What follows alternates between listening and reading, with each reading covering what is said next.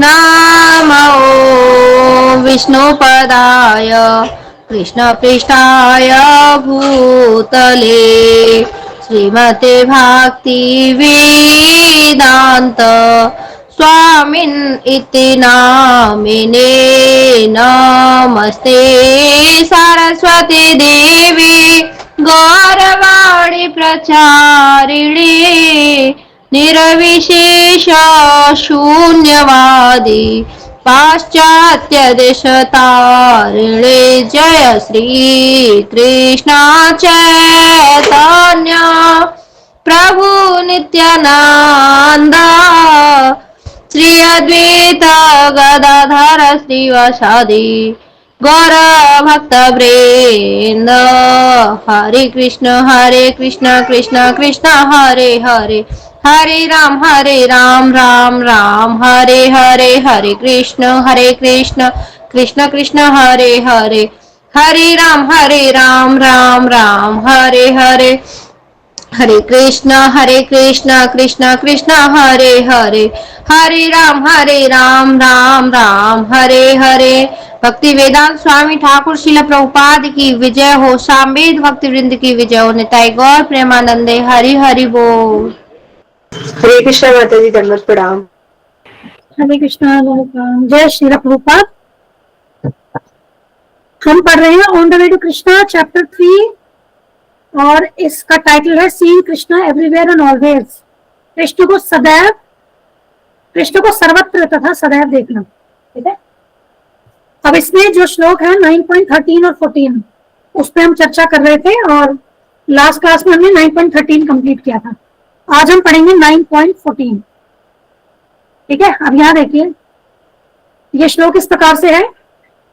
सततं कीर्तयन्तो माम यतन्तश्च दृढ़व्रताः नमस्यन्तश्च मां भक्त्या नित्ययुक्ता उपासते। ठीक है, इसका रेसिटेशन का भी आप प्लीज प्रैक्टिस कीजिएगा। हम इतना तो हम सुने ही है, ये तो याद ही होगा सबको, सततं कीर्तयन्तो माम, है ना। ये गुरु जी ने 13 आवर्स में इसका रेफरेंस दिया है, बट इसको कंप्लीट भी याद करने का प्रयास करना। ठीक है, तो इसका ट्रांसलेशन देखिए क्या है। ऑलवेज चैंटिंग माई ग्लोरीज, यह है सततम कीर्तयन्तो माम का अर्थ। सततम सदैव, कीर्तयन्तो माम, मेरा कीर्तन, मेरा गुणगान, है ना। तो always chanting my glories, endeavouring with great determination. एक बार इसको हिंदी, यतन तश्चात दृढ़ व्रताः, दृढ़ संकल्प के साथ प्रयास करते हुए। ठीक है, सततम कीर्तयन्तो माम का क्या अर्थ है? मेरी महिमा का नित्य कीर्तन करते हुए। यतन तश्चात दृढ़ व्रताः का क्या मतलब है? दृढ़ संकल्प के साथ प्रयास करते हुए। Endeavouring with great determination. नमस्यन्तश्च मां भक्त्या नित्य युक्ता उपासते, मुझे नमस्कार करते हुए भक्ति भाव से निरंतर मेरी पूजा करते हैं। तो ये महात्मा की डेफिनेशन, महात्मा के विषय में बता रहे हैं। आपको याद होगा जब हमने 9.13 पढ़ा था, एक बार देखो 9.13 रीड करके, ये उसी के कॉन्टिन्यूएशन में है। ठीक है, महात्माओं के विषय में भगवान यहाँ बता रहे हैं कि महात्मा की क्या क्वालिटीज हैं। यहाँ क्या कह रहे हैं? हे पार्थ, मोह मुक्त महात्मा जन दैवी प्रकृति के संरक्षण में रहते हैं, वे पूर्णतः भक्ति में निमग्न रहते हैं, क्योंकि वे मुझे आदि तथा विनाशी भगवान के रूप में जानते हैं। ठीक है, तो जो फर्स्ट मतलब एक जो प्रीवियस इसका पिछला श्लोक है उसमें भी भगवान के महात्माओं के विषय में बता रहे हैं कि वे भगवान की दैवी प्रकृति के संरक्षण में होते हैं और सदैव वे भक्ति में ही संलग्न रहते हैं, क्योंकि वे जानते हैं कि भगवान आदि तथा अविनाशी है ना। और इसी को थोड़ा सा आगे इलेबोरेट करते हुए आप 9.14 में उनके गुण जो है, ये क्वालिटीज, वो यहाँ बता रही है कि ऐसे महात्मा क्या करते हैं, ये मेरी महिमा का नित्य कीर्तन करते हुए, दृढ़ संकल्प के साथ प्रयास करते हुए, मुझे नमस्कार करते हुए भक्ति भाव से निरंतर मेरी पूजा करते हैं। ठीक है, अब पहले हम परपट पढ़ेंगे प्रभुपाद जी ने जो बताया है, उसके बाद फिर हम और कुछ डिटेल्स में इस श्लोक को समझने का प्रयास करेंगे। ठीक है, अब पहला देखिए, अब परपट में देखिए प्रभुपाद जी क्या कह रहे हैं। The Mahatma can not be manufactured by rubber stamping an ordinary man. किसी भी साधारण व्यक्ति को ठप्पा लगा करके, स्टैंप लगा करके हम ऐसा नहीं कह सकते कि ये व्यक्ति महात्मा है। उसके अंदर जो गुण है, जो उसके लक्षण है, जैसा कि भगवान यहाँ महात्मा के लक्षण बता रहे हैं, तो वे लक्षण उसमें होने चाहिए, ठीक है। और महात्मा का लक्षण क्या है? जो भगवान का भक्त है, जो सदैव, अब यहाँ देखो his symptoms are described here, तो यहाँ पर इस श्लोक में महात्मा के क्या लक्षण है ये भगवान बता रहे हैं। A mahatma is always engaged in chanting the glories of the supreme lord, the personality of God है। तो जो महात्मा होते हैं वे पूर्ण पुरुषोत्तम भगवान की महिमा का सदैव गुणगान करते हैं। He has no other business, इनका और कोई कार्य नहीं होता, ठीक है। तो डेडिकेटेडली, पूर्ण रूप से वे भगवान की महिमा का गुणगान करते हैं, भगवान की सेवा करते हैं, भगवान की भक्ति में संलग्न रहते हैं। तो ये होता है महात्मा के लक्षण। और आज किसी को भी महात्मा टैग लगा देते हैं, ठीक है, क्योंकि क्या है कि लोग शास्त्र नहीं जानते हैं, है ना, सब कुछ मनगढ़ंत करते हैं, उनको वो डेफिनेशंस पता ही नहीं है, और वो इसी मतलब जब वो अंडरस्टैंड ही नहीं करेंगे तो वो जो भी चीजें इन्वेंट करेंगे या जो भी करेंगे वो उसमें त्रुटि होगी, ठीक है। He is always engaged in the glorification of Lord, भगवान की महिमा में वो सदैव, महात्मा जन सदैव भगवान की महिमा का गुणगान इसी में संलग्न रहते हैं। In other words he is not an इम्पर्सनलिस्ट, ये बहुत इंपॉर्टेंट है।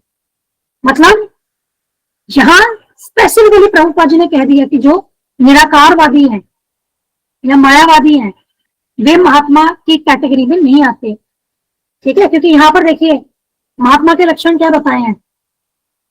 भगवान श्री कृष्ण की महिमा का गुणगान करते हैं, भगवान श्री कृष्ण की सेवा में, उनके उपदेशों के प्रचार में दृढ़ संकल्प के साथ प्रयास करते हैं, भगवान श्री कृष्ण को नमस्कार करते हैं, भगवान श्री कृष्ण की पूजा करते हैं। निराकार ब्रह्म की बात नहीं हो रही है यहाँ पर, भगवान श्री कृष्ण की बात हो रही है, ठीक है। तो जो कि पूर्ण पुरुषोत्तम भगवान है, तो साकार रूप में जो महात्मा जन है ये भगवान श्री कृष्ण का साकार रूप, उनकी भक्ति करते हैं, ठीक है। तो यहाँ पर जो मायावाद है, निराकारवाद है, ऐसे लोग महात्मा की श्रेणी में नहीं आते, ठीक है। When the question of glorification is there, one has to glorify the Supreme Lord, praising His holy name, His eternal form, His transcendental qualities, His uncommon pastimes. तो यहाँ पर जब गुणगान की बात हो रही है भगवान की, ग्लोरिफिकेशन क्या होता है? गुणगान, ठीक है। तो क्या बता रहे हैं Prabhupada ji? One has to glorify the Supreme Lord, तो भगवान का गुणगान, प्रेजिंग हिज होली नेम, भगवान के दिव्य नामों का गुणगान, हिज एटर्नल फॉर्म, भगवान के शाश्वत रूप का गुणगान, सनातन रूप का, भगवान के सनातन रूप का गुणगान, हिज ट्रांसेंडेंटल क्वालिटीज, भगवान के दिव्य गुणों का गुणगान, हिज अनकॉमन पास्ट टाइम्स, भगवान की असाधारण लीलाओं का गुणगान, ठीक है। तो इन सभी का गुणगान जो है वे महात्मा करते हैं। One has to glorify all these things, therefore a Mahatma is attached to the supreme personality of Godhead. अब देखो जब इन सबका गुणगान करते हैं तो इसी से तो हम समझेंगे ना कि महात्मा जो है वो भगवान के साथ क्या है? अटैच्ड है।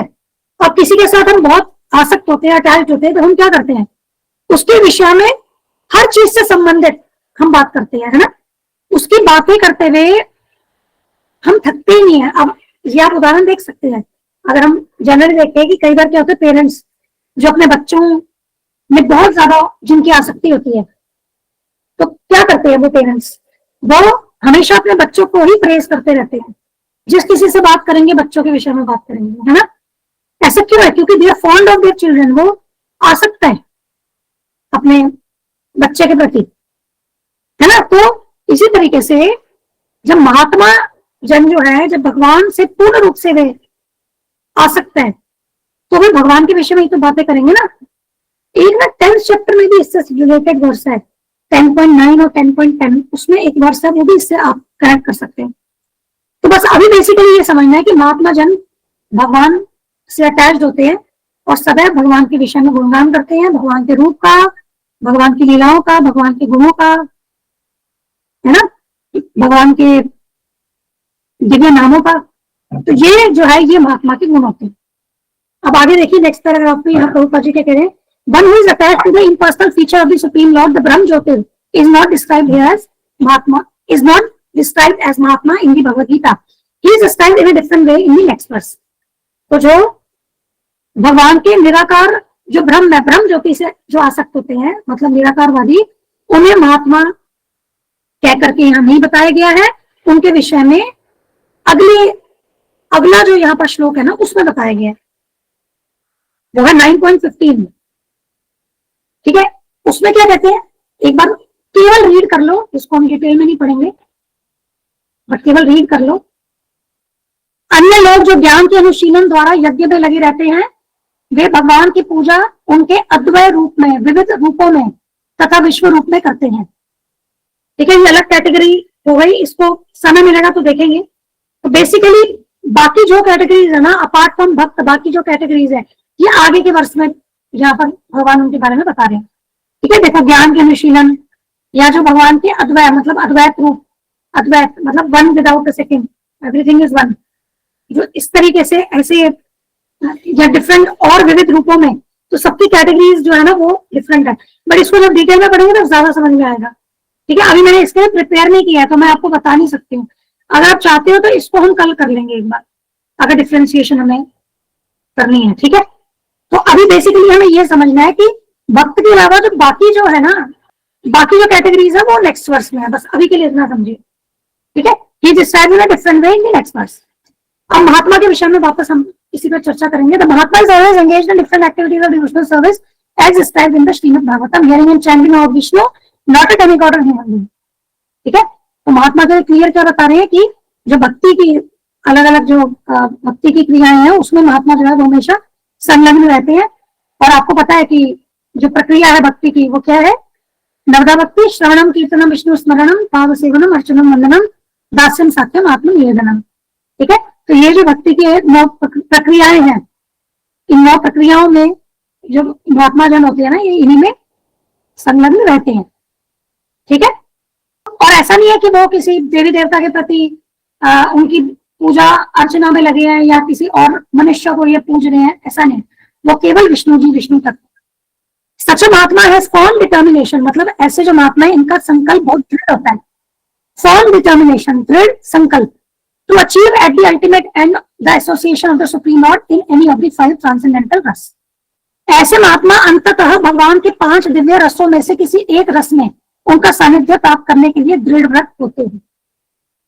ठीक है, तो अल्टीमेटली क्या है कि ऐसे महात्मा अल्टीमेटली बना अंततः जो 5 रस है, अब कौन से रस है इसको पहले हम समझेंगे। तो बेसिकली इनको क्या अटेन होता है, भक्ति के द्वारा इनको क्या प्राप्त होता है महात्मा जन को, जो विभिन्न प्रकार के जो 5 रस हैं उसी के अंतर्गत भगवान के साथ भगवान का सानिध्य इन्हें प्राप्त होता है। ठीक है, अब ये 5 रस क्या होते हैं उसको हम शॉर्ट में पढ़ेंगे। Teachings of Lord Chaitanya, chapter 1, भगवान श्री चैतन्य महाप्रभु का शिक्षामृत।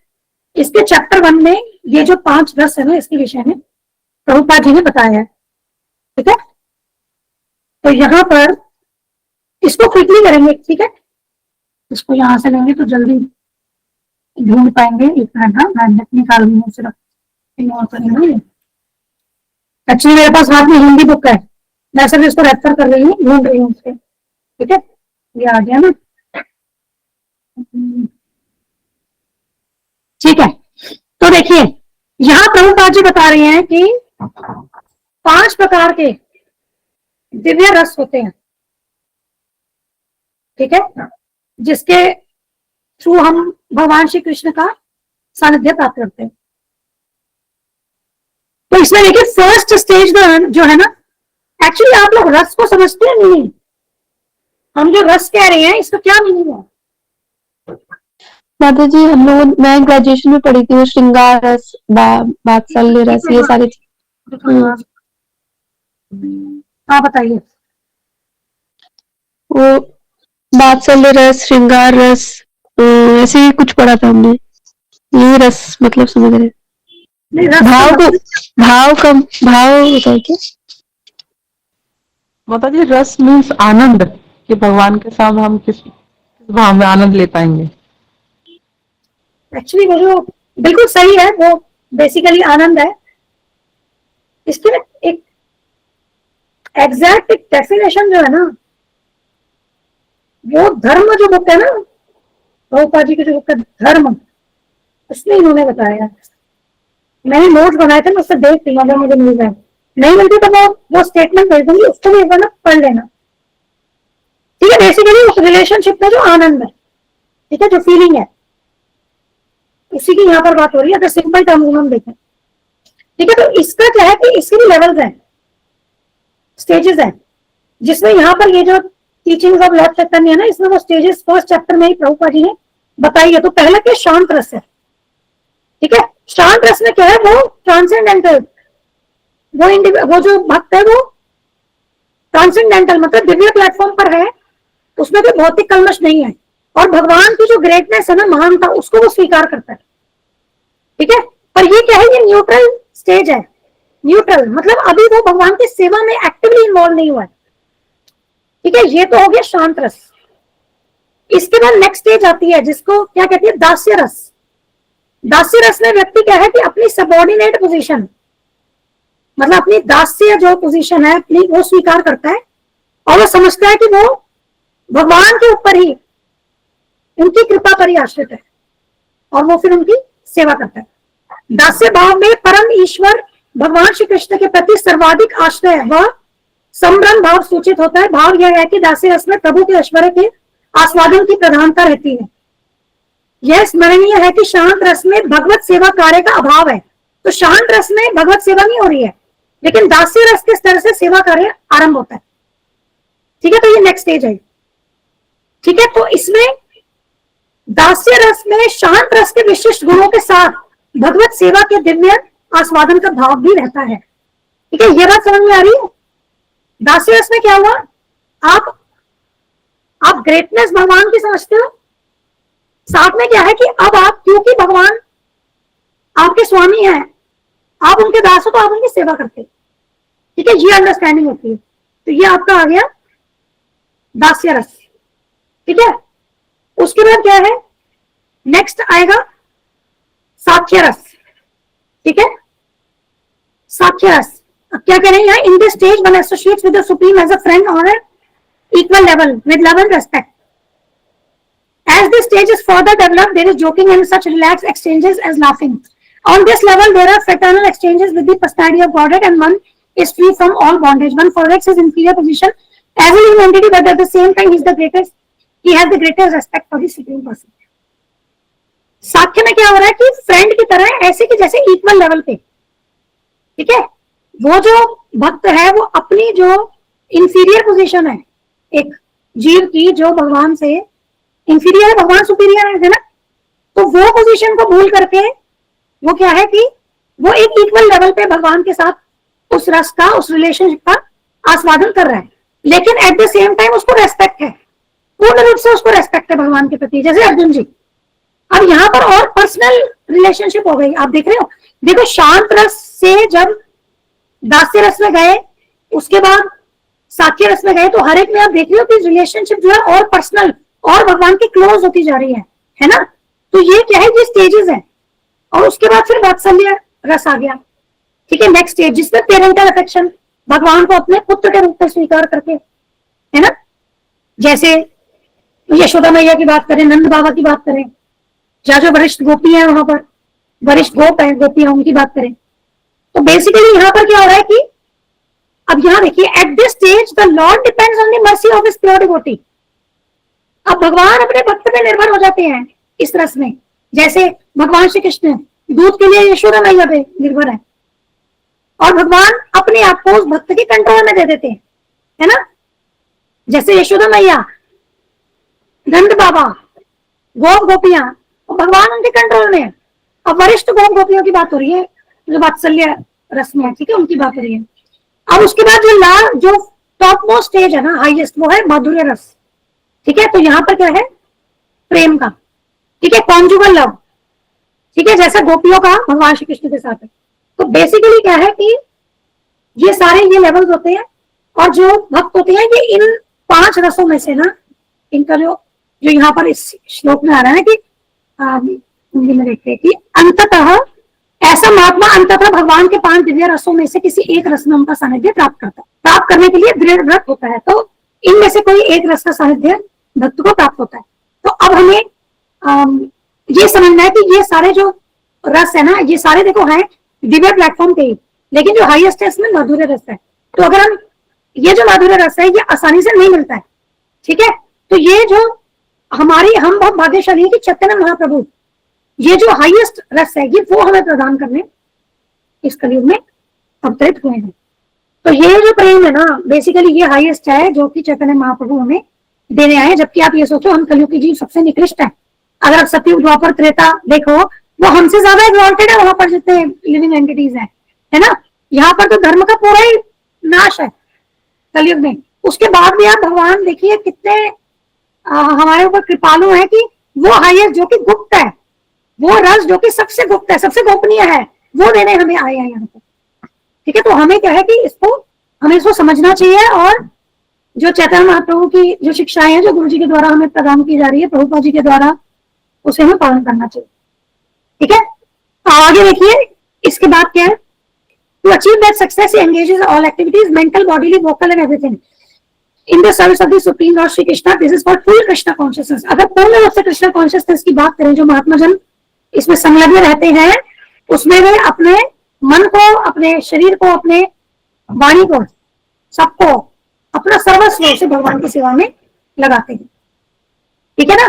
तो कंप्लीट कृष्णा कॉन्शियसनेस क्या है, जिसमें हम सर्वस्व भगवान की सेवा में लगाते हैं। तो ये समझना, ठीक है। अगर हमने कहीं भी हमारा ध्यान, तभी तो हमें नवदा भक्ति क्यों बोली है, हमें चैंटिंग और ये सब जो भी हमारी डेली जितनी भी हम क्रियाएं करते हैं भक्ति से संबंधित, बेसिकली वो क्या, वो इस नवदा भक्ति के अंतर्गत आती है। उसमें एक टारगेट उसमें क्या है कि हम सब कुछ जो है ना अपना एवरीथिंग हम भगवान की सेवा में लगाए, अपनी सारी इंद्रियों को भगवान की सेवा में लगाए, है ना। तो पूर्ण तो तब होगा जब हम अपनी सारी इंद्रियों को, अपने मन को, अपने शरीर को, सर्वस्व को हम भगवान की सेवा में लगाए, ठीक है। तो ये प्रोसेस है सिद्धि के लिए, कृष्ण भावनामृत सिद्धि के लिए ये प्रोसेस है कि हमें अपना सर्वस्व भगवान की सेवा में लगाना होगा, और यही जो है महात्मा का लक्षण है, ठीक है। अब इसके बाद देखिए, in devotional service there are certain activities which are called determined such as fasting on certain days like the 11th day of Moon Ekadashi and on the appearance day of the Lord. All these rules and regulations are offered by the great acharyas for those who are actually interested in getting admission into the association of the Supreme Personality of Godhead in the transcendental world. तो हमारे लिए जो एक activities है ना, जैसे कि जो हमें बिल्कुल दृढ़ता से पालन करना ही है, जैसे कि एकादशी के दिन हम जो व्रत करते हैं, या भगवान की अपीयरेंस डे तब हम व्रत करते हैं, जितना भी हम देखते हैं हमारे वैष्णव कैलेंडर में जो भी डिफरेंट फेस्टिवल है जो हम ऑब्जर्व करते हैं, है ना, दृढ़ता से उसका पालन करते हैं। तो ये जो सब है, या इसके साथ आप जो भी रूल्स रेगुलेशंस हैं जो हमें प्रभुपाद जी ने हमें 4 नियम बताए हैं, है ना, तो ये सारे जो है ये बेसिकली क्या है, ये हमें आचार्यों के द्वारा दिए गए हैं, और स्पेसिफिकली उन लोगों के लिए जो इस कृष्ण भक्ति में ट्रेनिंग प्राप्त करना चाहते हैं। ये ट्रेनिंग ही है हमारी, है ना, जिससे कि, और जो इस बात में पूर्ण विश्वास करते हैं कि जब हम इस प्रोसेस का पालन करेंगे तो हमें भगवान का सानिध्य, तो हमें आध्यात्मिक जगत में भगवान का सानिध्य प्राप्त होगा। तो जो इंटरेस्टेड सोल्स हैं, है ना, जो भक्ति के मार्ग में आगे बढ़ना चाहती है, इंटरेस्टेड सोल्स हैं, उनके लिए आचार्य ने ये सारे नियम ये सब हमें प्रदान किए हैं, ठीक है, जिसे हमें पालन करना है। The Mahatmas great souls strictly observe all these rules and regulations, therefore they are sure to achieve that desired result. तो जो महात्मा जन है वो इन सभी नियमों का दृढ़ता से पालन करते हैं, जिससे जो इनका वांछित जो रिजल्ट है, भगवान का सानिध्य, आध्यात्मिक जगत में भगवान का सानिध्य प्राप्त करना है, ये उसे प्राप्त करते हैं। तो इसके लिए दृढ़ संकल्प के लिए क्या है कि हमारा श्रद्धा होना बहुत जरूरी है। कोई भी कार्य हम करेंगे, अगर हमारी श्रद्धा ही नहीं होगी तो हम उसको दृढ़ता से कैसे करेंगे, है ना। तो इसलिए क्या है कि we have to have full faith in the process, कि हाँ, हमें जो आचार्य ने मार्ग दिखाया है यही मार्ग मुझे भगवत प्राप्ति करवाएगा, और मुझे इसका दृढ़ता से पालन करना है। तो वो जो इसकी पिछली जो स्टेज है ना, श्रद्धा होना बहुत जरूरी है, तभी क्या है दृढ़ संकल्प आएगा, ठीक है। As described in the second verse of this chapter, not only is this devotional service easy, but it can be performed in a happy mood. ये जो डिवोशनल सर्विस है, भक्ति है, ये मुश्किल नहीं है, ठीक है, ये सरलता से हम इसे कर सकते हैं और एक्टिवली इसको हम कर सकते हैं। अब आप देखो, आप वैसे भी आप एक चीज नोट करोगे कि पहले एक बार एक सेकंड वर्स इसका पढ़ते हैं इस चैप्टर में क्या है। श्री भगवान ने कहा, हे अर्जुन, चूंकि तुम मुझसे कभी ईर्ष्या नहीं करते, इसीलिए मैं तुम्हें इस परम गुह्य ज्ञान तथा अनुभूति बताऊंगा, जिसे जानकर तुम संसार के सारे क्लेशों से मुक्त हो जाओगे। देखो यहाँ पर देखो प्रभुपाद जी क्या कह रहे हैं। कहा जाता है कि भक्ति की संपन्नता इतनी पूर्ण होती है कि उसके फलों का प्रत्यक्ष अनुभव किया जा सकता है। हमने अनुभव किया है कि जो व्यक्ति कृष्ण के पवित्र नाम हरे कृष्णा कृष्ण कृष्ण हरे हरे, हरे राम राम राम हरे हरे का कीर्तन करता है, उसे जब करते समय कुछ दिव्य आनंद का अनुभव होता है और वह तुरंत ही समस्त भौतिक कलमश से शुद्ध हो जाता है। ऐसा सच में दिखाई पड़ता है। यही नहीं, यदि कोई श्रवण करने में ही नहीं अपितु भक्ति कार्यों के संदेश को प्रचारित करने में भी लगा रहता है या कृष्ण भावनामृत के प्रचार कार्यों में सहायता करता है, तो उसे क्रमशः आध्यात्मिक उन्नति का अनुभव होता रहता है। आध्यात्मिक जीवन की यह प्रगति किसी पूर्व शिक्षा या योग्यता पर निर्भर नहीं करती। यह विधि स्वयं इतनी शुद्ध है कि इसमें लगे रहने से मनुष्य शुद्ध बन जाता है। तो ये जो प्रोसेस है ना, ये हर कोई फॉलो कर सकता है। इसके लिए कोई ऐसा नहीं है कि हमें कुछ क्वालिफिकेशन चाहिए। एक ही क्वालिफिकेशन है कि हमें ह्यूमन लाइफ होनी चाहिए, है ना, ये क्वालिफिकेशन, क्योंकि ये ज्ञान ह्यूमन बीइंग ही ले सकते हैं। और बेसिकली इसको जो फॉलो करते हैं, इसको हम सरलता से फॉलो कर सकते हैं और इसका रिजल्ट भी हम अनुभव कर सकते हैं।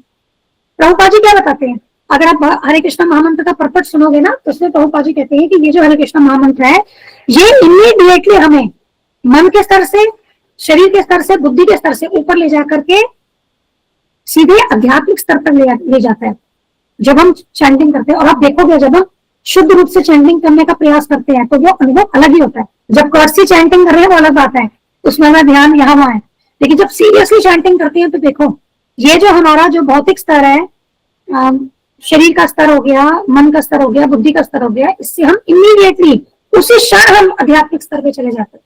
ठीक है, इसको हम सरलता से हरे कृष्ण महामंत्र जप करने में क्या कठिनाई है। भक्ति तो स्टार्ट ही इससे होती है, हरे कृष्ण महामंत्र के जप से ही भक्ति की शुरुआत होती है। तो ये कोई भी कर सकता है ना, और ये दिव्य आनंद प्रदान करती है। तो यहाँ पर यही बात बता रहे हैं कि ये जो है ये सरल है। अब क्या है कि जिसको नहीं करनी ना, वो तो आपको देखो दुनिया जहाँ के आपको रीजंस देगा। आप सुनते होंगे कि लोग कहते हैं ये तो प्रैक्टिकल ही नहीं है, आप तो प्याज लहसुन नहीं खाते हो तो ये प्रैक्टिकल नहीं है, हमारा तो घर के बाहर आना जाना होता है। अच्छा, आपने लड्डू गोपाल रखे हैं तो हमारे लिए तो ये प्रैक्टिकल नहीं है, क्योंकि जहां जाएंगे फिर हम लड्डू गोपाल को कैसे लेकर के जाएंगे, इम्प्रैक्टिकल है। तो इस तरीके से ये जो इस टाइप के एक्सक्यूजेस देते हैं ना, उनका भी इस प्रोसेस में श्रद्धा नहीं है। ठीक है, जबकि वो जो काम कर रहे हैं वो इम्प्रैक्टिकल है। जो भौतिकवादी कार्यों में लगे हैं ना, वो प्रैक्टिकल कार्य नहीं है, क्योंकि आपका वो स्वभाव ही नहीं है जिन कार्यों में आप लगे हो। तो अल्टीमेटली जो आप प्राप्त करने जा रहे हो वो आपको मिलना ही नहीं है ना। आप कभी संतुष्ट, भौतिक स्तर पे तो आप कभी संतुष्ट हो ही नहीं सकते। तो वहां पर जो आप काम कर रहे हो वो इम्प्रैक्टिकल है, क्योंकि उससे आपको रिजल्ट ही नहीं मिलेगा। अब प्रैक्टिकल इम्प्रैक्टिकल का क्या मतलब है, एक तरीके से हम ये भी कह सकते हैं ना, प्रैक्टिकल क्या है, जिसको आप सरलता से कर सकते हो, जो आपको रिजल्ट भी देगा, है ना। अब भक्ति हम सरलता से कर सकते हैं, प्रैक्टिकल है क्यों, क्योंकि वो तो आत्मा का स्वभाव है। अब इम्प्रैक्टिकल चीज क्या होगी, जो हमारा स्वभाव ही नहीं, हम स्वभाव के विपरीत जा रहे हैं और वो रिजल्ट भी नहीं दे रहा है ना। तो ये ऐसा लोग क्यों सोचते हैं, जो माया के कारण सोचते हैं, क्योंकि वो इंद्रिय तृप्ति के कारण इतने भ्रमित है, वो सही गलत नहीं जान पाते। ठीक है, और यहाँ पर ये डिवोशनल सर्विस हमारे लिए, कलयुग के जीवों के लिए तो भगवान ने कितनी आसान बना दी है। हरे कृष्ण महामंत्र का जप करना, हमें कोई यज्ञ तप नहीं करने हैं जो कि पिछले जो युगों में किए जाते थे। कलयुग केवल नाम आधार, और भगवान के नाम में अब हम श्री चैतन्य महाप्रभु ने जो शिक्षाष्टकम जो दी है, उसमें वो कहते हैं ना कि भगवान आपने अपनी सारी एनर्जीज इन अपने भगवान नाम, अपने दिव्य नामों में दे दी है ना। नामनाकारी बहुधा निज सर्वशक्ति, है ना। अपने दिव्य नामों में भगवान आपने अपनी जो शक्ति है सारी उसमें इन्वेस्ट कर दी है, उसमें दे दी। लेकिन क्या है कि मैं इतना अभागा हूं कि मेरा आपके नाम के प्रति क्या अनुरक्ति नहीं हो रही, मुझे आपके नाम के प्रति अनुरक्ति नहीं हो रही। तो ये हमारी सिचुएशन है ना। जबकि ये भक्ति बहुत सरल है, it begins with chanting. He can live this life in devotional service guided by an expert spiritual master and in any position, either as a householder or a sannyasi or a brahmachari in any position anywhere in the world.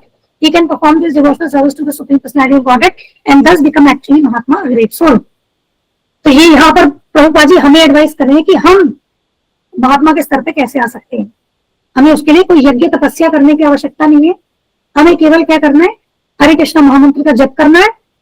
हमें भक्ति में जीवन व्यतीत करना है गुरु के निर्देशन के अनुसार, चाहे हम गृहस्थ हो, हम सन्यासी हो, ब्रह्मचारी हो, हम किसी भी अवस्था में हो, 4 वर्ण 4 आश्रम, इसमें किसी भी अवस्था में हम हो, लेकिन यदि हम गुरु के मार्गदर्शन में भक्ति करते रहेंगे इरेस्पेक्टिव, ये तो हो गया वर्ण और आश्रम। अब आगे देखिए, in any position anywhere in the world, हम किसी भी देश में स्थित हो, किसी भी पोजीशन पे हम हो, हम भगवान श्री कृष्ण की भक्ति कर सकते हैं।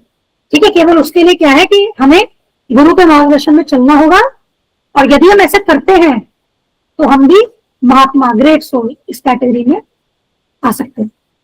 ठीक है, तो ये तो हो गया प्रभुपाद जी ने जो पर्पस बताया इसका। ठीक है, अब कुछ हम एडिशनल पॉइंट्स इसमें करेंगे। अब इस श्लोक को ना ब्रेकअप करके आप, इस श्लोक को ब्रेक करके आप देखो। सततम कीर्तयन्तो माम, मतलब इसका मतलब क्या है कि सदैव भगवान का कीर्तन। तो जो महात्मा जन है वे सदैव भगवान का कीर्तन करते हैं, है ना। कीर्तन क्या होता है, भगवान की कीर्ति का गुणगान। ये जो अब इसको ना 13 श्लोक में अगर आप कनेक्ट करोगे ना, तो 13 में पहले सिद्धांत आता है। आप देख रहे हो, देखो फिलोसफी। अब व्यक्ति कब भगवान का गुणगान करने के लिए आश्वस्त होगा, हमारे जो भी बिलीफ्स हैं या जो भी हम एक्टिविटीज करते हैं, that has to be backed with knowledge. उसके पीछे ज्ञान जो होता है ना, वो बैकिंग बहुत जरूरी है। अदरवाइज हम अपना जो भी हम एक्टिविटी कर रहे हैं, हम उससे विमुख हो सकते हैं। तो यहाँ पर देखिए, पहले ये सिद्धांत स्टैब्लिश्ड है इन महात्मा जन के पास। ये सिद्धांत जो है वे स्टैब्लिश्ड है कि भगवान कौन है, आदि और अविनाशी है ना। तो पहले ये महात्मा जन इस सिद्धांत को स्थापित करते हैं कि भगवान श्री कृष्ण इस संपूर्ण सृष्टि के मूल है, सर्व कारण कारणम। और कैसे मूल है, अविनाशी, जिनका कभी नाश नहीं होता, सनातन मूल है। उसी प्रकार से जैसे पेड़ का मूल क्या है, उसकी जड़ें हैं, उसी प्रकार से वो सब कुछ जो हम इस संसार में देखते हैं, चाहे हम भौतिक जगत की बात करें, आध्यात्मिक जगत की बात करें, सबके सोर्स कौन है, सबके मूल कौन है, सबके जड़ कौन है, भगवान श्री कृष्ण। अब पेड़ की जड़ें अगर हम देखें, वो नश्वर है, कभी ना कभी खत्म हो जाएंगी, है ना। उसकी भी एक अवधि है, पेड़ की जड़ों की भी एक अवधि है। लेकिन भगवान कैसी जड़ है, जो अविनाशी है, सनातन है ना। तो पहले महात्मा जन इस सिद्धांत को स्थापित करते हैं कि भगवान जो है वे सब कारणों के कारण है, सब कुछ उन्हीं से उद्भूत हुआ है, इस समस्त संसार के सभी के भी मूल हैं, अविनाशी मूल है। तो जब ये इस सिद्धांत को स्थापित करते हैं ना, फिर उसकी नेक्स्ट स्टेज है कि वे भगवान के गुणगान में निरंतर लग जाते हैं। ठीक है, तो यहाँ पर बहुत इंपॉर्टेंट है कि हम जो भी एक्टिविटीज कर रहे हैं, it has to have the backing of the knowledge. इसके पीछे ज्ञान का जो एक है ना, बैकिंग क्या बोलते हैं, एक फाउंडेशन, नॉलेज की फाउंडेशन होनी चाहिए, उस पर एक आधार, ज्ञान का आधार। अब आजकल क्यों लोग विमुख हो जाते हैं, अलग अलग पंथों को लोग ज्वाइन करते हैं, और कई बार आप देखोगे कि मैं तो भाई यहाँ जाती थी सत्संग में, अब तो मैं अब यहाँ जाती हूँ, क्योंकि आपने क्या है कि उसको नॉलेज के आधार पर आप नहीं समझे हो। आप खाली मन, आपने क्या किया, अपने मन के स्तर पे आप कुछ चीजें फॉलो करने लग गए। अब मन का तो स्वभाव क्या चंचल है ना, वो तो एक जगह टिकेगा नहीं। थोड़े दिन बाद कुछ और अच्छा लगने लगा, आप वो करने लग गए, है ना। लेकिन मन कैसे स्थिर होगा, मन कैसे स्थिर होगा, जब आपके पास उस नॉलेज की बैकिंग होगी, है ना। तो इसीलिए क्या है कि हमें ज्ञान लेना है, ये दिव्य ज्ञान लेना बहुत आवश्यक है, क्योंकि उससे फिर हमारा संकल्प जो है ना वो मजबूत होगा, फिर हम विमुख नहीं होंगे, हम उसमें निरंतर आगे बढ़ते रहेंगे। तो इसलिए यहाँ पर ये चीज, ये पॉइंट बहुत इंपॉर्टेंट है कि वो मन घड़ंत नहीं कर रहे हैं, कीर्तन कर रहे हैं, और ऐसा नहीं है। उनका पूरा वो पूर्ण रूप से क्या है कि उनको पूर्ण ज्ञान है। बेसिकली क्या है, जिसने भगवान श्री कृष्ण को जान लिया उसने सब कुछ जान लिया, है ना। तो वो ज्ञान की पराकाष्ठा पे है, they are at the level of the highest knowledge, तभी वे भगवान की सेवा में लगते, ठीक है। अब भगवान जो है वे इस समस्त संसार का सभी के क्या है, अविनाशी बीज है या मूल है, जड़ है, अब कैसे भी आप इसको समझ सकते हैं, ठीक है। और कीर्तन का एक और अर्थ है, कीर्तन का अर्थ भगवान की महिमा का गुणगान, और इसको आप कनेक्ट करो प्रचार से, ठीक है। तो अब आप देख सकते हैं प्रभुपाद जी का उदाहरण है, वैष्णवाचार्यों का उदाहरण है, हमारे गुरु जी का उदाहरण है ना। तो सब क्या प्रचार में लगे, जन जन तक भगवान के जो उपदेश है उसको पहुंचा रहे हैं, है ना, पतित जीवों पर कृपा कर रहे हैं। तो ये महात्मा का लक्षण है, ठीक है। वे हमेशा ऐसा अवसर ढूंढते हैं कि कब दूसरे व्यक्ति को क्या है, हम भगवान के विषय में बताएं और उसे भगवान की भक्ति के प्रति उसको प्रेरित करें। उनके सारे एफर्ट्स जो हैं वो इसी डायरेक्शन में होते, और उसमें 5 साल के बच्चे का उदाहरण है प्रहलाद महाराज। तो उनके पिता ने उन पर कितने अत्याचार किए, और जब उनको गुरुकुल भी भेजा गया, असुरों का जो गुरुकुल था, वहां पर उनके टीचर ने भी अत्याचार किए थे, है ना। परंतु फिर भी वहां पर भी वे क्या करते थे, वे अपने जो फेलो स्टूडेंट्स हैं उनको कृष्ण भावना भावित होने के लिए प्रेरित करते थे, है ना। मतलब अब एक और गुण आप देखो, विपरीत, कितनी भी विपरीत परिस्थिति हो, अब प्रभुपाद जी का उदाहरण देखिए, जब वे यूएस में गए थे कितनी विपरीत परिस्थिति थी, कितनी विपरीत परिस्थिति थी कि वहां पूरा माया नगरी, लेकिन वहां पर भी उन्होंने क्या है, दृढ़ता से प्रचार किया, है ना। तो ये महात्मा का लक्षण है, और हमें इनसे प्रेरणा लेकर के हमें भी आगे बढ़ना होगा। अब यही देखो आगे क्या है कि दृढ़ संकल्प के साथ प्रयास, है ना, दृढ़ संकल्प। अब उसमें आप प्रहलाद महाराज का एग्जाम्पल, प्रभुपाद जी का भी हमने जैसे, या अब आप गुरु जी माता जी को देख सकते हैं कि उनको कितना शरीर में कष्ट है, उसके बाद भी देखिए हम तो उनका कुछ 1% भी नहीं करते हैं, एक्चुअली 1% भी नहीं। तो ये लक्षण है, हमें समझना होगा। बलि महाराज, उन्होंने दृढ़ संकल्प किया था, वो समझ गए थे कि ये वामन देव जी और कोई नहीं, विष्णु जी है। उनको शुक्राचार्य जी ने भी उनको वार्न कर दिया था कि अगर तुमने इस बालक ब्रह्मचारी की बात मानी तो तुम्हारा सब कुछ ये ले लेंगे। लेकिन फिर भी क्या है, इस परीक्षा में बलि महाराज जो है वो पास हुए, है ना। उनकी सारी संपत्ति चली गई थी, अपने राज्य से वे वंचित हो गए थे, उनके शत्रु देवतागण थे, सब उनका उपहास कर रहे थे, उनके मित्र, उनके कुटुंबी, देवी देवता सभी क्या उनका उपहास तो कर रहे थे, उनको बांध दिया गया था, है ना। शुक्राचार्य जी ने उनको श्राप दिया था, मतलब अपने गुरु जिनको फॉलो करे थे उनसे श्रापित होना पड़ा था। लेकिन उनका जो भक्ति का व्रत था उसमें वे दृढ़ रहे, और इसी दृढ़ता के कारण उनको क्या प्राप्त हुआ, सुतल लोक प्राप्त हुआ था, ठीक है। और ऐसा लोक जो देवताओं को भी नहीं प्राप्त होते, और वहां पर उनके लोक में वामन देव जी जो है ना, बलि महाराज के उस लोक के द्वारपाल के रूप में सदैव रहते हैं, ठीक है। जबकि अल्टीमेटली अब ये नहीं है कि हम किसी बेनिफिट के लिए दृढ़ संकल्प ऐसा लेंगे।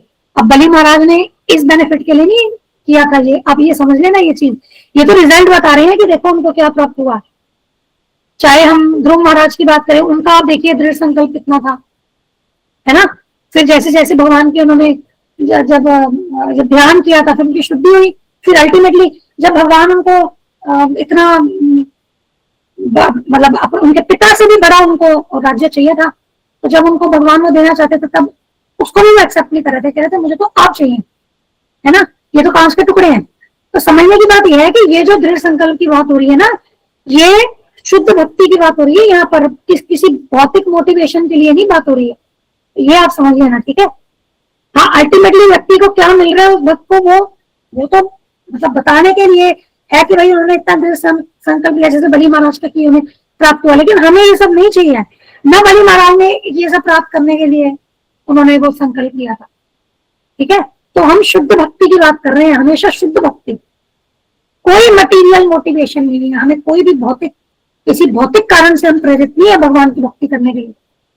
केवल भगवान की भक्ति हमें करनी है, भगवान के अनुकूल, भगवान की जैसी इच्छा उनकी प्रसन्नता के लिए करनी है।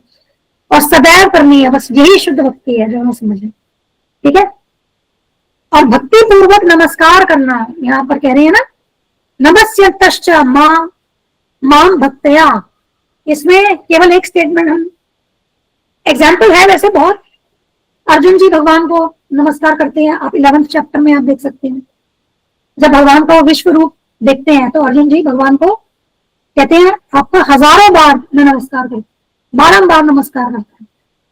अब श्रील रघुनाथ दास गोस्वामी प्रतिदिन भगवान श्री कृष्ण को 1000 बार नमस्कार करते थे, 1000 बार। और वैष्णवों को 2000 बार नमस्कार करते थे, प्रणाम करते थे डेली। भगवान श्री कृष्ण को 1000 बार प्रणाम, भगवान श्री कृष्ण के भक्तों को, वैष्णवों को 2000 बार प्रणाम करते थे। अब यहाँ ये समझना है कि ये जो प्रणाम कर रहे हैं ये भक्ति भाव से है, तो यहाँ बहुत इंपॉर्टेंट है भक्ति भाव से। ठीक है, मैकेनिकल नहीं।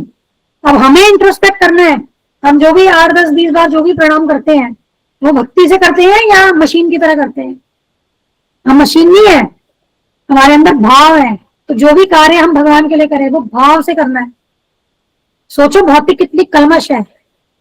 एक भावपूर्ण जो जीव है उसको उसने मशीन बना दिया है। आप देख रहे हो मशीन क्या होती है? जड़ होती है।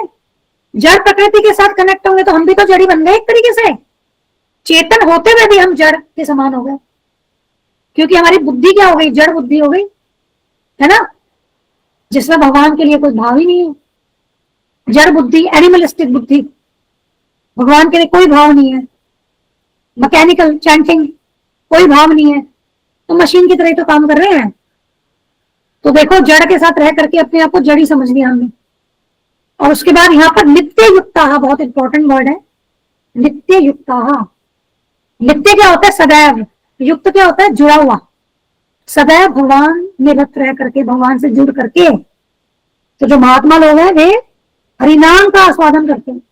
अब हरिनाम का आस्वादन करने का अर्थ क्या है? बेसिकली भगवान के नाम और भगवान में कोई भेद नहीं है। तो इसलिए जब वे भगवान नाम जपते हैं तो वो भगवान के साथ नित्य युक्त रहते हैं, सदैव भगवान के साथ रहते हैं।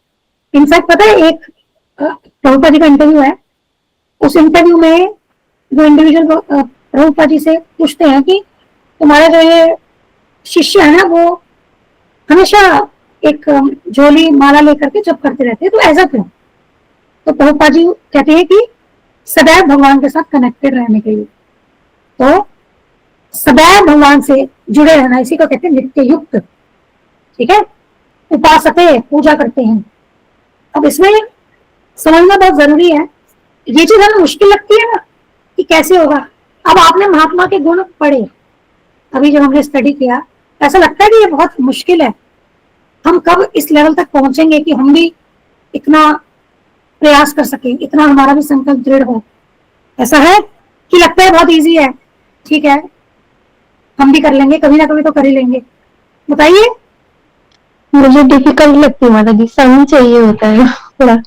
संग चाहिए होता है। भक्तों का संग जरूरी है बहुत। मतलब करते करते वो मतलब मैकेनिकल हो जाता है, भाव नहीं रहते। हाँ, तो बेसिकली क्या है देखो, अब इसी को 13th वाले श्लोक से आप कनेक्ट करो। 13 में भगवान क्या कह रहे हैं? जो ये भक्त होते हैं ना, ये भगवान की दैवी प्रकृति के संरक्षण में होते हैं। तो ये सब भक्ति को संपन्न करने की भी जो शक्ति आ रही है ना, वो भगवान ही प्रदान कर रहे हैं, गुरु के और साधुओं के, जो आपने संघ की बात करी, उनके माध्यम के द्वारा। ठीक है, तो अगर हमें ऐसा लगता है ना कि हम अकेले भक्ति कर लेंगे, अरे हम तो बिल्कुल सब कर लेंगे, समझ लेंगे, वो सब वो पॉसिबल नहीं। हम भक्ति में जो एक एक कदम भी जो हम आगे बढ़ पा रहे हैं ना, जितना भी, उसमें भगवान की शक्ति जो है वो हमें साथ दे रही है। इसको हमें एक्नॉलेज करना है एवरी मोमेंट, और ऐसा करेंगे तो कभी भी हमें अहंकार नहीं आएगा।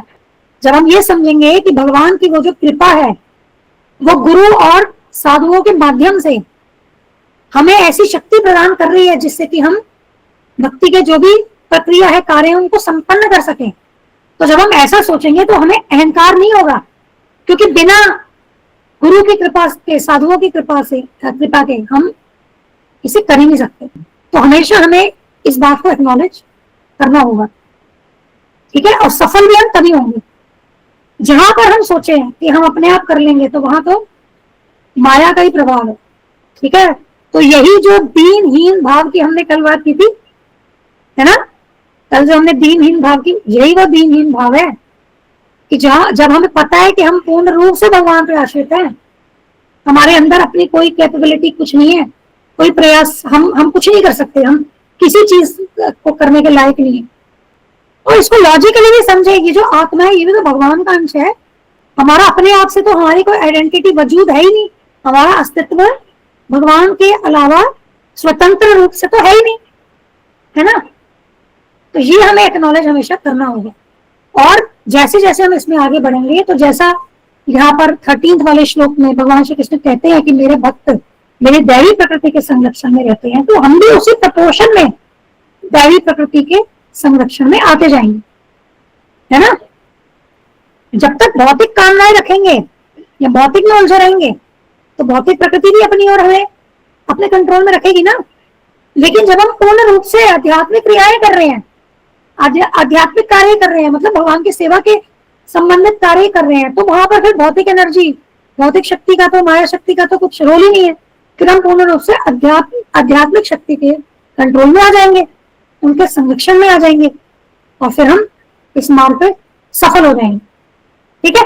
आप किसी का क्वेश्चन है तो प्लीज बताइए। और इस श्लोक पे ना 14 पे अब प्रभुपाद जी का लेक्चर नहीं है, ठीक है, कोई डायरेक्ट, मतलब 13 के बाद सीधा 15वें पर है लेक्चर। तो जो पॉसिबल था हमने कवर किया। हाँ, इन्होंने यहाँ रेफरेंसेस भी नहीं है, ठीक है, जो पॉसिबल था हमने कवर कर लिया, जितना मैं गैदर कर सकी, ठीक है। अब क्वेश्चन है तो बताइए। मतलब भाव कैसे आएगी, मतलब जैसे जैसे प्रैक्टिस करेंगे वैसे वैसे आएगा, सेवा से आएगा भाव। अब अगर हम उसको सोचते रहे कि मुझे भाव लाना है, भाव तो फिर नहीं आएगा, वो स्वतः आएगा ऑटोमेटिकली।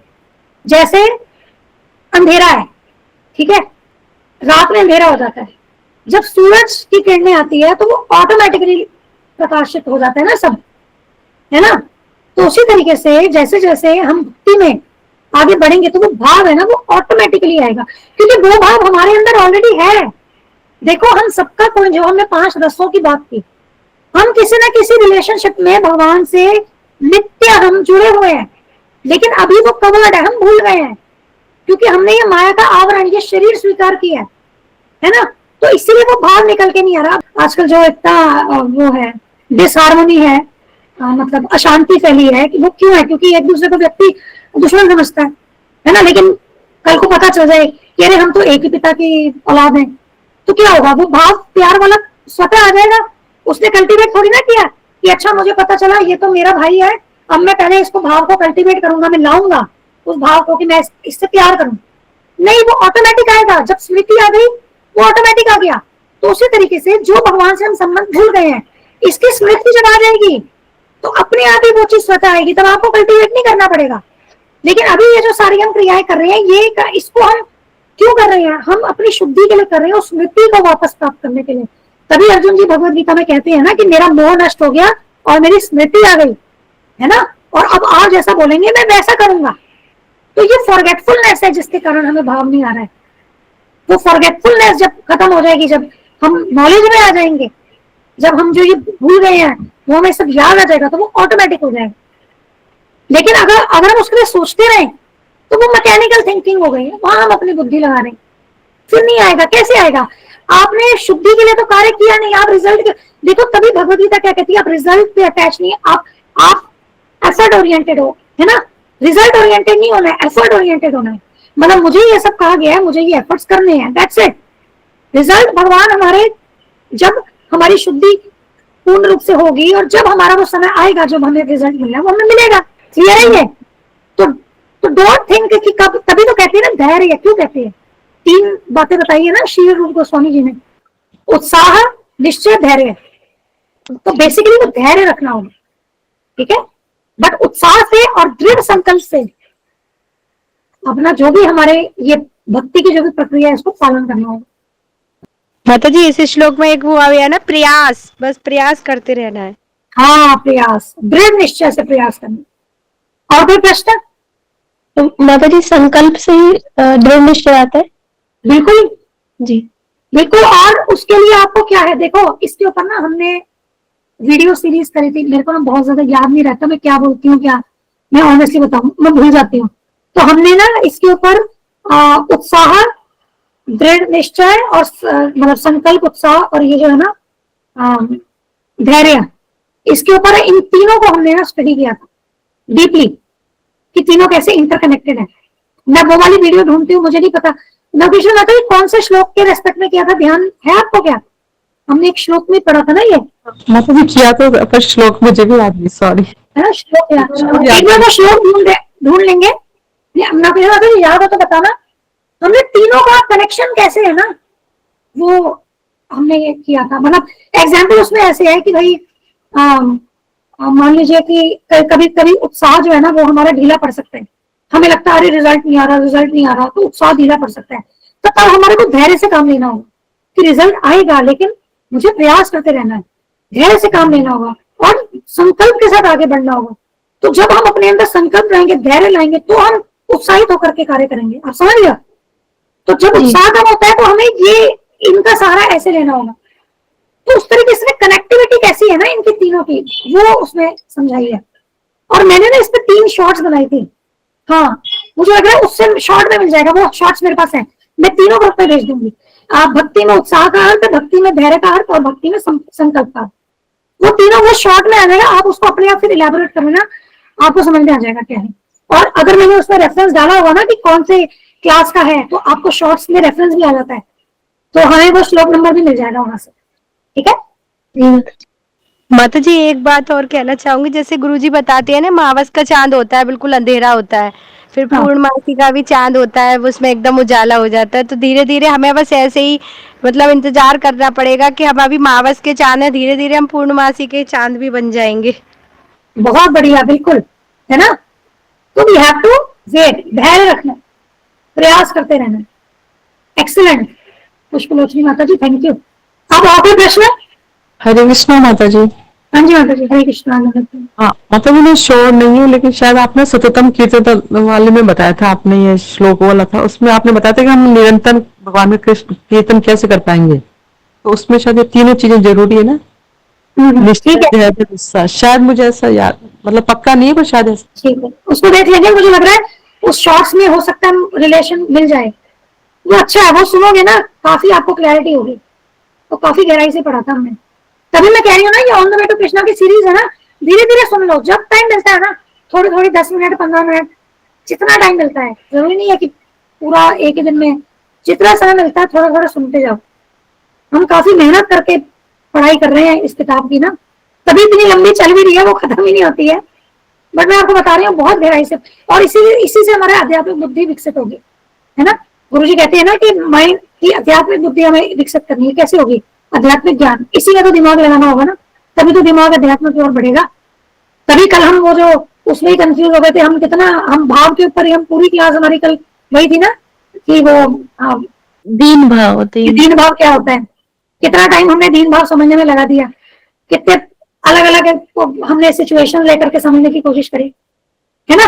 कम से कम देखो बात यह है कि हम जो चीज पढ़ते हैं हमें गहराई से मीनिंग पता तो होना चाहिए, हम किसी को कोई पूछे तो समझा सके, है ना, अपने बच्चों को गाइड कर सके, प्रचार में ये चीजें काम आएगी। तो जो भी पढ़ना है ना गहराई से पढ़ो, बिल्कुल अच्छे से गहराई से, ऊपर ऊपर नहीं पढ़ना है हमें। दृढ़ संकल्प तभी आएगा जब आप जड़ तक चीजों को हम जानेंगे, तभी तो हमें फेथ, उसमें श्रद्धा बढ़ेगी और हम समझेंगे उसको, है ना। ठीक है, चलिए फिर क्लोज करते हैं, भोग सेवा टाइम। थैंक यू, सब अपना ध्यान रखिएगा। अब कल जो हमारा है ना, एक बार बस ये देख लेते हैं, यहाँ पर हमने 9.14 पढ़ लिया। हाँ, अब हम पढ़ेंगे 7.8 रसोहम अपसु कौन्तेय, ठीक है, I am the taste of water, ये वाला श्लोक कल हम पढ़ेंगे। आपको रीड करके आना है तो करके आइएगा, ठीक है, और अच्छा रहेगा। Bhagavad Gita 7.8। Okay, thank you, सब अपना ध्यान रखिएगा। हरे कृष्णा, धन्यवाद, प्रणाम, श्री प्रभुपाद की विजय हो। जय श्री प्रभुपाद। थैंक यू माता जी। हरे प्रणाम, जय और हरे जय श्री प्रभुपाद। थैंक यू माता जी। Thank you, Hari Om.